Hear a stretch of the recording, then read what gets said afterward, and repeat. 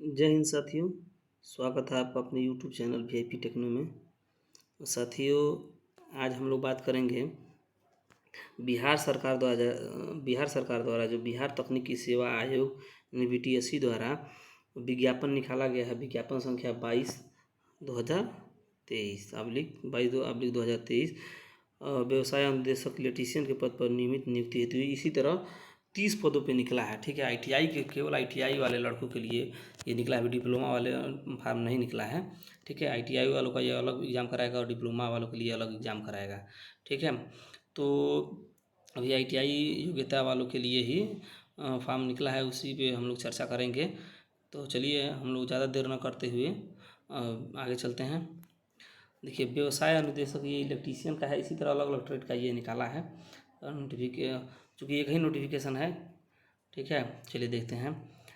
तो जो फॉर्म निकला है वो श्रम संसाधन विभाग बिहार पटना अंतर्गत निदेशालय नियोजन एवं प्रशिक्षण पश्चिम बिहार पटना के अधीनस्थ और विभिन्न औद्योगिक प्रशिक्षण संस्थानों में व्यवसाय अनुदेशक इलेक्ट्रीशियन के रिक्त पदों, इसी तरह electrician fitter Turner machinist builder wireman सबका निकला है। रिक्त पदों पर नियमित नियुक्ति हेतु प्राप्त अधियाचना के आलोक में सुयोग्य उम्मीदवारों से विहित प्रपत्र में आयोग वेबसाइट www.btsc.bihar.nic.in पर दिनांक 23/5/2023 से ऑनलाइन आवेदन होंगे और 22/6 यानी 22 जून तक ऑनलाइन आवेदन आमंत्रित किए हैं। 22 जून लास्ट डेट है इसका। ठीक है, आदिवासी विभाग द्वारा रोस्टर के अनुसार उपलब्ध कराए गए पदों की विवरणी निम्नलिखित रूप से है। ठीक है, चलिए अब हम लोग पद देखते हैं और योग्यता उसके लिए क्या डिग्री मांगा था। देखिए, जैसे मान लीजिए पद नाम है यहाँ व्यवसाय अनुदेशक इलेक्ट्रीशियन, इसी तरह fitter Turner machinist welder grinder सबका है, डीजल मैकेनिक ट्रैक्टर मैकेनिक सबका है। ठीक है, 30 पोस्ट पे निकाला,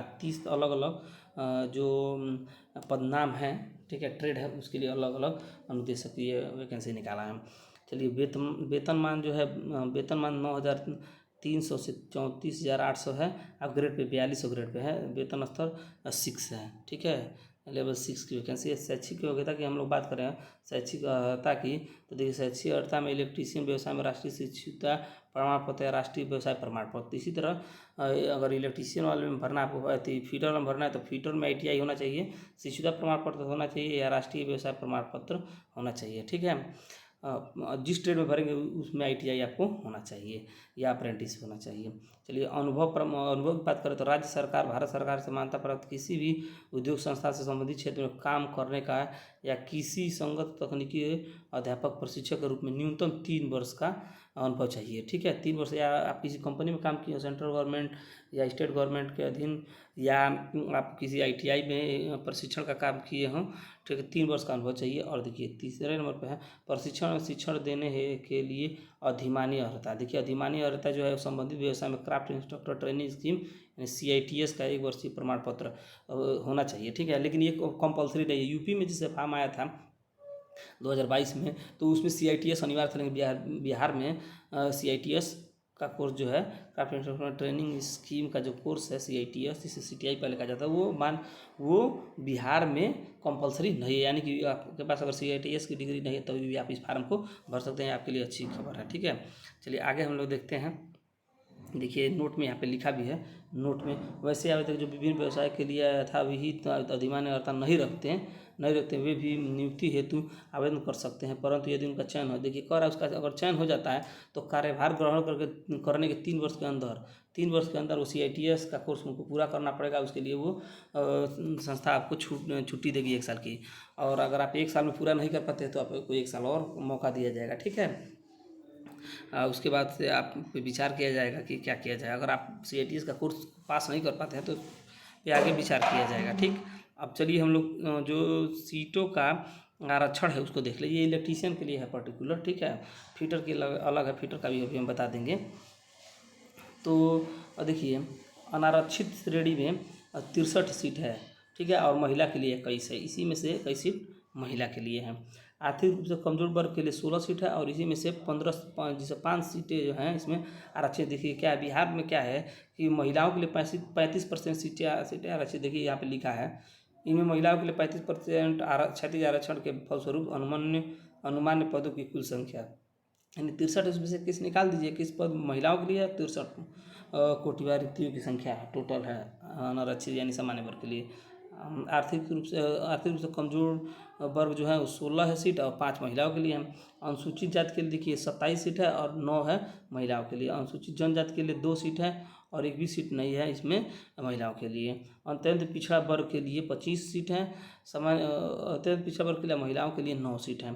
पिछड़ा वर्ग के लिए 15 सीट है और देखिए यहाँ पे 5 सीट है महिलाओं के लिए। पिछड़े वर्ग की महिलाओं के लिए 5 सीट है, ठीक है। पिछड़े वर्ग की अगर कोई महिला है तो उसके लिए 5 सीट है, ठीक। यानी कि टोटल 153 पोस्ट है टोटल और 49 है महिलाओं के लिए अलग अलग कैटेगरी में, ठीक है। चलिए, और 2% आरक्षण है क्या बोलते हैं, स्वतंत्रता संग्राम सेनानी के पोता पोती नाती नतनी के लिए, ठीक। चलिए आगे हम लोग बढ़ें और थोड़ा जानकारी ले लें। दिव्यांगों के लिए दृष्टि दिव्यांग के लिए 1 पोस्ट है, आरक्षित मुख बधिर के लिए 2 है, चलन दिव्यांग के लिए 2 है और मनोविकार बहु दिव्यांग के लिए 1 है, ठीक है। उम्र की सीमा क्या है, एज का क्या बाउंडेशन है, आयु सीमा 1/8/2022 को आयु की गणना की जाएगी। कम से कम आपका 21 साल उम्र रहेगा तभी आप इस फार्म को भर सकते हैं। अधिकतम उम्र सीमा की बात करें तो अधिकतम अनारक्षित वर्ग के लिए 37 वर्ग, अनारक्षित महिला के लिए 40 वर्ग और पिछड़ा वर्ग अत्यंत पिछड़ा वर्ग पुरुष महिला 40 वर्ष, अनुसूचित जाति अनुसूचित जनजाति पुरुष महिला 42 वर्ष, ठीक है। चलिए अब आगे हम लोग देखते हैं, थोड़ा और जानकारी ले लेते हैं। देखिए चयन की प्रक्रिया क्या होगी। चयन की प्रक्रिया में प्रथम चरण में लिखित परीक्षा होगी। लिखित परीक्षा 100 नंबर का होगा, ठीक है, और 2 घंटे की अवधि होगी। देखिए यहाँ पे लिखित परीक्षा के सभी प्रश्न वस्तुनिष्ठ प्रकृति के बहुविकल्पी होंगे। परीक्षा की अवधि 2 घंटों की होगी और कुल अंक 100 अंक के होंगे, ठीक है। परीक्षा का पाठ्यक्रम क्या होगा ये भी अगर हम देखें तो देखिए परीक्षा के पाठ्यक्रम में ए में दिया है प्रश्न पत्र में कुल 100 प्रश्न होंगे जिनमें 80 प्रश्न कार्य क्षेत्र यानी जिस ट्रेड से हैं आप, इलेक्ट्रीशियन से तो इलेक्ट्रीशियन के 80 क्वेश्चन, फीटर के टर्नर के हैं टर्नर 80 क्वेश्चन, मशीनिस्ट के हैं तो मशीनिस्ट के 80 क्वेश्चन, इसी तरह जिस ट्रेड के हैं कोपा के हैं तो उसके 80 क्वेश्चन और 20 क्वेश्चन जो है सामान्य अध्ययन विषय के होंगे। सामान्य अध्ययन जनरल स्टडी के 20 क्वेश्चन होंगे, ठीक है। अब जो सिलेबस की बात कर रहे हैं हम लोग तो देखिए जो कार्यक्षेत्र ज्ञान यानी कि 80 प्रश्न जो पूछेगा है के अंतर्गत प्रश्न भारत सरकार के ministry of skill development and entrepreneurship and directorate general of training द्वारा इलेक्ट्रीशियन हेतु निर्धारित अद्यतन करिकुलम के अनुसार पूछे जाएंगे। जो भी ministry of skill development and entrepreneurship and directorate general of training द्वारा जो इलेक्ट्रीशियन का ट्रेड निर्धारित है कोर्स निर्धारित उसी से 80 क्वेश्चन पूछे जाएंगे, ठीक है। यानी कि ट्रेड से 80 क्वेश्चन पूछे जाएंगे और 20 जो क्वेश्चन होंगे विशेष 20 में सामान्य अध्ययन एवं समसामयिक मुद्दों से संबंधित प्रश्न पूछे जाएंगे, ठीक है। आगे चलिए, आगे हम लोग देखते हैं। और जो परीक्षा होगी वो CBT कंप्यूटर बेस्ड टेस्ट होगी, ठीक है। कंप्यूटर बेस्ड टेस्ट के माध्यम से आयोजित किया जाएगा और 1 से अधिक पालियों में परीक्षा आयोजित की जाएगी। अब चूँकि 1 से अधिक पालियों में परीक्षा आयोजित की जाएगी तो उसमें नॉर्मलाइजिंग भी किया जाएगा, ठीक है। नॉर्मलाइजिंग जब चूँकि परीक्षा 1 से अधिक पालियों में किया जाता है तो नॉर्मलाइजिंग सिस्टम अपनाया जाता है। तो बिहार सरकार नॉर्मलाइजिंग यानी कि सामान्यीकरण की प्रक्रिया अपनाते हुए तैयार किया जाएगा मेरिट, ठीक है। अगला जो है आगे हम लोग देखेंगे परीक्षा में गलत उत्तर के लिए नकारात्मक अंक लागू किया जाएगा, यानी कि निगेटिव मार्किंग रहेगी। प्रत्येक सही उत्तर के लिए 1 अंक देय होगा, प्रत्येक गलत उत्तर के लिए 0.25 यानी कि 1/4 का माइनस मार्किंग है इसमें, ठीक है। 1/4 की माइनस मार्किंग है। उक्त परीक्षा के आधार पर सभी अभ्यर्थियों के सामान्यीकरण की प्रक्रिया अपनाते हुए परीक्षा फल घोषित किया जाएगा। परीक्षा हो जाएगा उसके बाद से आपका सामान्यीकरण यानी कि नॉर्मलाइजिंग होगी तब जाके आपको रिजल्ट घोषित किया जाएगा। अब देखिए इसमें पास होने के लिए फाउंडेशन में कि कितना से अधिक नंबर पाएंगे तो आपको कंसिडर किया जाएगा, आपका मेधा सूची में आपको रखा जाएगा, ठीक है। देखिए सामान्यीकरण के पश्चात प्राप्त अंकों की मेधा सूची तैयार करने हेतु द्वितीय चरण में उपयोग किया जाएगा। अब देखिए ये सबसे इम्पोर्टेंट कार्मिक और प्रशासनिक सुधार विभाग बिहार सरकार के संकल्प संख्या 2374 दिनांक 16/7/2007 एवं सामान्य प्रशासन विभाग बिहार के संकल्प ज्ञापन 962 दिनांक 22/1/2021 के द्वारा लिखित परीक्षा में सामान्य वर्ग के लिए 40%, सामान्य वर्ग से हैं आप तो 40% आपको नंबर लाना जरूरी है। पिछड़ा वर्ग के लिए 36.5 नंबर लाना है। अत्यंत पिछड़ा वर्ग के लिए 34% नंबर लाना है एवं अनुसूचित जाति अनुसूचित जनजाति महिलाओं तथा निःशक्तता से ग्रस्त दिव्यांग यानी दिव्यांगों के लिए दिव्यांग उम्मीदवारों के लिए 32% निर्धारित न्यूनतम अर्हता प्राप्त करना अनिवार्य होगा, ठीक है। चलिए एक बार इसको और समझते हैं। जैसे आपका 100 नंबर का क्वेश्चन पेपर होगा तो आपको 100 नंबर 40% सामान्य वर्ग के लिए यानी 40 नंबर कम से कम लाना अनिवार्य होगा। उससे एक भी नंबर कम होगा, आधा में पॉइंट में भी नंबर कम होगा तो आपको दूसरे चरण में नहीं लिया जाएगा। ठीक है। और पिछड़ा वर्ग के लिए 36.5% नंबर, अत्यंत पिछड़ा वर्ग के लिए 34%, और अनुसूचित जाति, अनुसूचित जनजाति और महिला तथा दिव्यांग के लिए 32% नंबर निर्धारित न्यूनतम अर्हता प्राप्त करना एकदम अनिवार्य होगा। इससे कम अगर आपके प्राप्तांक आते हैं तो आपको कंसिडर नहीं किया जाएगा। ठीक है। अगले चरण में आपको नहीं लिया जाएगा। देखिए यहाँ पे नोट में लिखा भी है, नोट में यहाँ पे लिखा भी है, लिखित परीक्षा में अभ्यर्थी को अपने कोटि के अनुसार न्यूनतम अर्हतांक प्राप्त नहीं होने पर द्वितीय चरण हेतु अभ्यर्थी का कोई दावा मान्य नहीं किया जाएगा। द्वितीय चरण, चलिए द्वितीय चरण क्या है? चयन हेतु अभ्यर्थियों की मेरिट लिस्ट निम्न प्रकार तैयार की जाएगी। कैसे तैयार की जाएगी ये भी जानना बहुत जरूरी है कि मेरिट लिस्ट कैसे तैयार की जाएगी।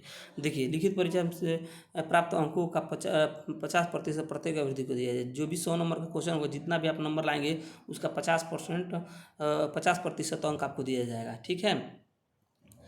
उसके बाद से राष्ट्रीय व्यवसाय प्रमाण पत्र NTC शिक्षुता प्रमाण पत्र के लिए प्राप्त अंकों के प्रतिशत का 20% प्रत्येक अभ्यर्थी को दिया जाएगा। जो भी ITI आप लोग ITI नेशनल ट्रेड सर्टिफिकेट है या नेशनल अप्रेंटिस सर्टिफिकेट है तो उसका अधिकतम 20% नंबर दिया जाएगा। ठीक है। 20% नंबर यानी कि अधिकतम वो 20 नंबर होगा और ये 50 नंबर होगा। ठीक है। लिखित परीक्षा का अधिकतम 50 नंबर पा सकते हैं। ठीक है।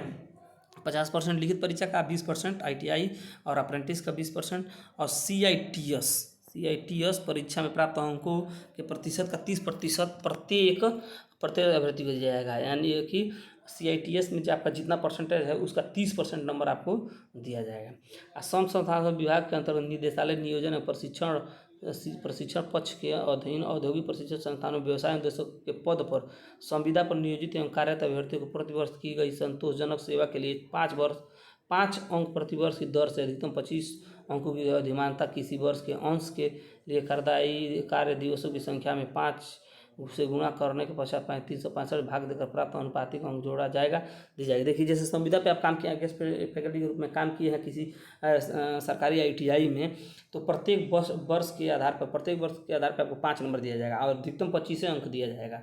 ठीक है। अधिकतम आपको 25 अंक दिया जाएगा। तो आपका टोटल कुल ये हो जा रहा है 125। देखिए 50 नंबर आपको दिया जाएगा लिखित परीक्षा। ठीक है। लिखित परीक्षा का जो 100 नंबर हो उसका 50% यानी 50 अंक, ITI का 20% यानी 20 अंक, और 30% नंबर दिया जाएगा CITS से 30 अंक, और 25 नंबर आपको दिया जाएगा संविदा पे काम किए हैं तो प्रत्येक वर्ष के लिए 5 अंक दिया जाएगा। अधिकतम 5 ही वर्ष का आपको लाभ दिया जाएगा यानी कि 25 नंबर अधिकतम दिया जाएगा। तो कुल हो जा रहा है 125 अंक। इसी के आधार पर आपका मेरिट तैयार किया जाएगा। ठीक है। चलिए आगे हम लोग देखते हैं। ये अनुभव प्रमाण पत्र के लिए फॉर्मेट उन्होंने दिया है। अब एक और चीज़ है इसमें, आरक्षण।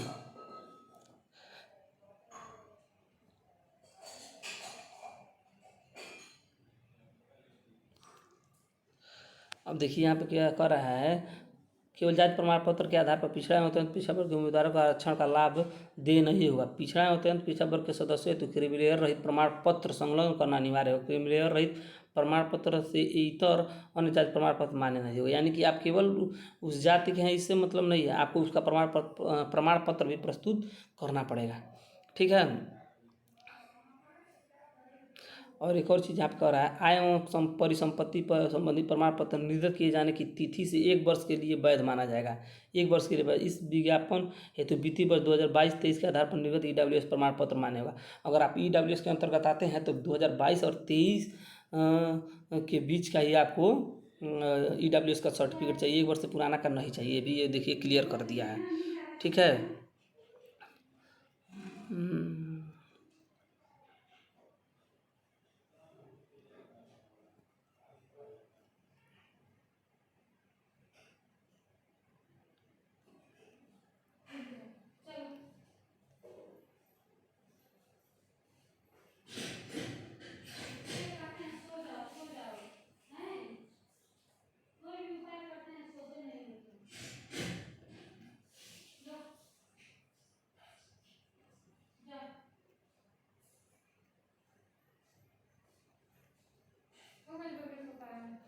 ना आवे ना